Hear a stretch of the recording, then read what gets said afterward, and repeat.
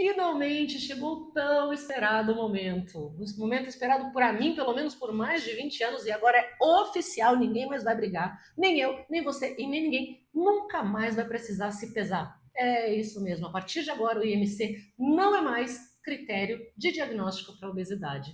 Oh, Glória, vocês não sabem o quanto eu esperei por isso. E o que muda, né? Espera que eu já vou te contar, mas antes disso, deixa eu me apresentar. Eu sou a Gabi Mafuz, sou nutricionista e educadora física, trabalho há mais de 10 anos com estética e performance, e tenho esse canal aqui para trazer as novidades da saúde para vocês de uma maneira leve, descontraída, mas que sejam úteis no seu dia a dia. Se esse tipo de assunto te interessar, não esquece de se inscrever no canal, e se você conhecer alguém que pode, né, se utilizar dessas informações, clica no aviãozinho e encaminha também, que toda semana a gente está trazendo aqui alguma novidade. Vamos falar então do IMC. Vou começar contando uma história que aconteceu comigo mesmo, há uns 20 anos atrás, lá pelos meados de 2006. Eu estava no meu primeiro congresso de educação física e esporte, e o assunto era justamente esse: controle da gordura corporal e emagrecimento, que é o problema de todo mundo desde sempre, né? E eu tenho uma característica meio desagradável, assim, que eu não consigo levar para casa nenhuma dúvida, eu preciso questionar, e eu causei um certo desconforto com o palestrante sobre esse tema mesmo, porque eu não conseguia ver utilidade no uso do IMC, sendo que ele não considera as características individuais das pessoas, ele considera apenas o peso e altura, né? Só refrescando a memória, para quem não sabe o que é IMC, é o cálculo da massa corporal, que é baseado na sua altura dividida pelo seu peso ao quadrado, ou seu peso dividido pela sua altura ao quadrado. Agora me fugiu a memória, mas não tem problema, que a gente não precisa mais dele. Ele vai te dar uma média ali de 20, 22, 23, 24, 25, até 25 você seria considerado uma pessoa normal, acima de 25 estaria com sobrepeso, acima de 30 obesidade grau 1, e assim vai subindo. Pois é, só que naquela época, o meu IMC, calculado na hora, inclusive pelo próprio palestrante, dava em torno de 27 e pouco, 28, eu estava no sobrepeso, beirando ali a obesidade. E para chegar no limiar superior da saúde, do que seria saudável, eu teria que perder pelo menos uns 10 quilos. Só que eu já tinha esse corpo aqui, ó. Eu já fazia em torno de 16, eu já era atleta, tinha uma alimentação muito regrada, fazia em torno de 16, 18 horas de exercício por semana e tinha um percentual de gordura baixíssimo. O meu sobrepeso era praticamente só a quantidade de músculos que eu tinha no meu corpo.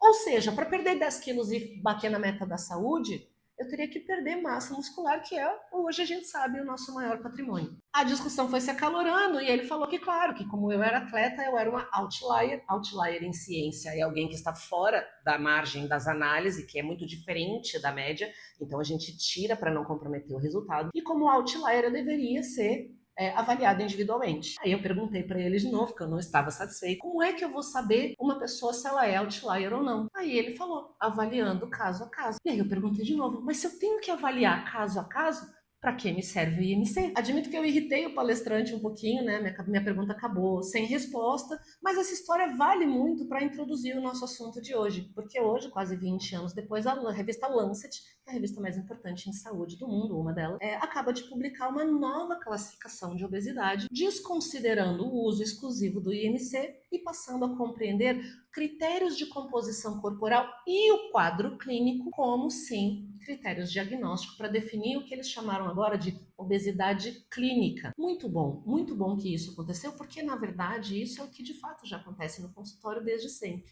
Foram reunidos, só para vocês entenderem, 58 especialistas do mundo inteiro que ficaram durante um tempão discutindo a eficácia ou não do IMC e quais os novos critérios que poderiam ser utilizados então para essa nova classe. Qual é a nova classificação, então, da obesidade? Ela é uma doença crônica, que a gente já sabe, sistêmica e multifatorial, caracterizada pela alteração na função de órgãos e tecidos, únicos ou combinados, causada pelo excesso de adiposidade. Veja bem, não é o excesso de peso, mas o excesso de gordura. E o excesso de gordura associado a prejuízo nas funções. Por que eu estou enfatizando bastante isso? Porque normalmente, quando você vai procurar um programa de saúde, um programa de emagrecimento, você vai com a meta do peso ideal.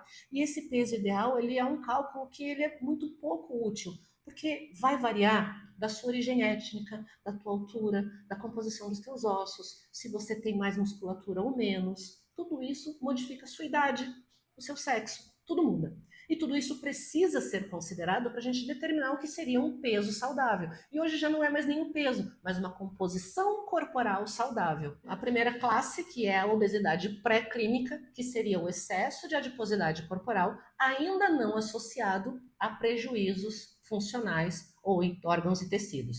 Que prejuízos funcionais seriam esses? Resistência à insulina, redução de mobilidade, hipertensão e todas as outras comorbidades que a gente já sabe, aumento de marcadores inflamatórios, pode ser considerado esses fatores de comorbidades associados à obesidade. Quando ainda não há essa instalação, a gente considera como uma obesidade pré-clínica e ela vai ser considerado um fator de risco, tanto para a obesidade clínica e severa, quanto para essas outras doenças associadas ao excesso de adiposidade. Depois disso vem a obesidade clínica, que já é uma obesidade instalada que causa prejuízos às funcionalidades da vida daquele indivíduo. Então, pessoas que já têm dificuldade de mobilidade, dificuldade para tomar banho, têm as suas tarefas do cotidiano prejudicadas, ou então funcionalidades de órgãos e tecidos, como eu falei, uma diabetes, uma resistência à insulina, uma hipertensão, marcadores inflamatórios, tudo isso. Quando já há um ou mais desses fatores, a gente vai considerar uma obesidade clínica. E veja bem, independe do peso. Eu tenho lá uma porcentagem de gordura corporal, eu posso usar outros critérios, como por exemplo a relação cintura e quadril, que vai determinar a gordura que eu tenho visceral, que a gente sabe que é a mais perigosa, que tem que estar instalada dentro, envolta nos nossos órgãos, dentro do nosso tórax. Eu tenho,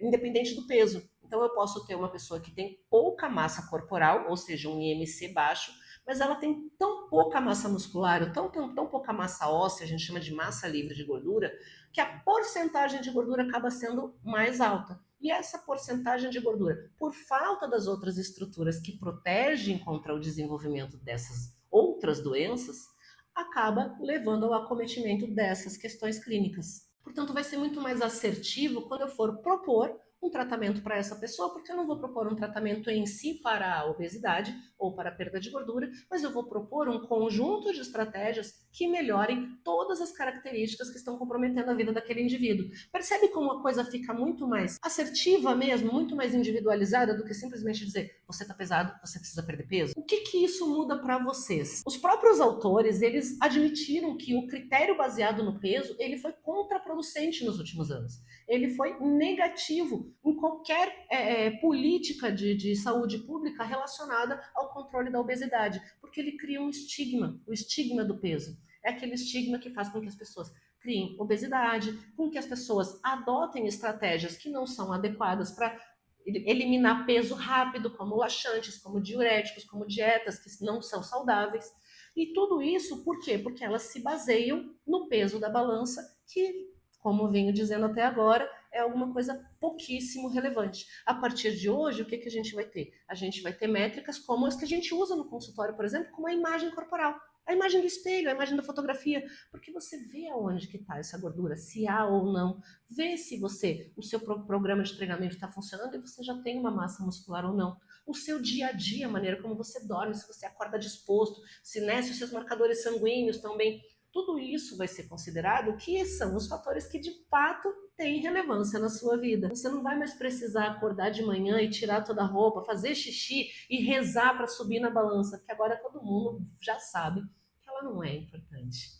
Então, o que a gente pode aprender com isso, né? Primeiro, que antes de se perguntar quantos quilos você precisa pesar, é importante você saber quantos quilos de músculo você tem, de massa livre de gordura, porque esse é o maior fator protetor da sua saúde. Claro, quantos quilos de gordura também, qual a porcentagem de gordura. Mas o mais importante é que você não vai mais precisar acordar de manhã, tirar toda a roupa, fazer xixi, rezar antes de subir pelado na balança, pedindo, pelo amor de Deus, que tenha caído 400, 200, 300 gramas do seu peso. Hoje a gente já sabe, eu tô te dizendo, acredita em mim, isso não é importante. O importante são os critérios que a gente já usava nesses últimos 20 anos no consultório, como, por exemplo, a imagem corporal, o buraco do cinto, aquela calça que você costuma usar, a foto que você faz e guarda para comparar se diminuiu aquela gordura, se está mais ou menor, o buraco do cinto para medir se a cintura está diminuindo e está diminuindo a gordura visceral. Esses fatores indiretos, claro, junto com os seus exames clínicos, porque a gente vai observar como é que está a sua saúde para além da estética. Como é que está a pressão arterial? Como é que está o controle da glicemia? Como é que estão os seus marcadores inflamatórios? Eles sim vão dizer se você está saudável ou não e como que a gente pode fazer, quais são as melhores estratégias para você chegar na saúde ideal e não ao peso ideal. E por último, não menos importante, já que eu comecei contando uma história da minha vida de 20 anos atrás, vale a pena a gente abrir esses parênteses para entender que a ciência ela tem um tempo que a gente chama de latência desde que surgem as evidências até que se cria um novo guia, como que está acontecendo agora. Eu contei para vocês uma história de 20 anos. O processo é lento, ele é burocrático e ele precisa ser assim. Quando se cria um guia desse, é preciso garantir que essa nova diretriz ela seja aplicada com segurança em qualquer lugar do mundo, na maioria das pessoas, com a máxima segurança possível, com a menor chance de erro.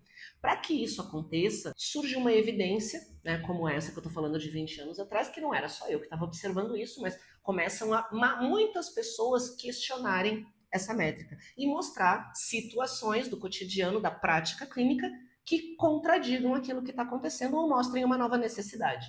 Então eu reclamei, eu morava lá em Florianópolis naquela época, alguma pessoa reclamou aqui, alguma pessoa registrou essas diferenças em algum outro lugar, essas informações elas vão se proliferando até que elas despertam curiosidade nos cientistas. Só então eles vão começar a produzir pesquisas. Normalmente são pesquisas de associação, que elas vão começar a anotar quantas pessoas com IMC têm percentual de gordura alta, quantas pessoas, Pesquisas de associação que são uma evidência ainda fraca. Para melhorar essa evidência, eles vão ter que fazer trabalhos, pesquisas de intervenção, estudos clínicos. Vão fazer esses estudos clínicos, vão verificar o resultado e esses estudos eles precisam ser reproduzidos por diferentes equipes ao longo do mundo inteiro e chegar a resultados semelhantes para que eles possam chegar num consenso e dizer assim, ó, realmente isso aqui vale a pena fazer de outro jeito. E é por isso que a gente sempre fala, quando a gente fala que usa a ciência baseada em evidência e tem aquelas brigas na internet dizendo que vale, que não vale, que pode, que não pode, é justamente isso. É o acesso à literatura científica que nos proporciona condições de ver o que está sendo produzido e o que está acontecendo de novidade antes que esses guias que vão ser distribuídos para qualquer pessoa possam ser lançados, o que não significa que isso é melhor ou pior, mas que a gente consegue antecipar aquilo que há de melhor no atendimento individualizado. Bom, era isso que eu queria falar para vocês. Esse é o nosso vídeo de hoje. Eu espero que a partir de agora nenhuma de vocês sofra mais com a balança,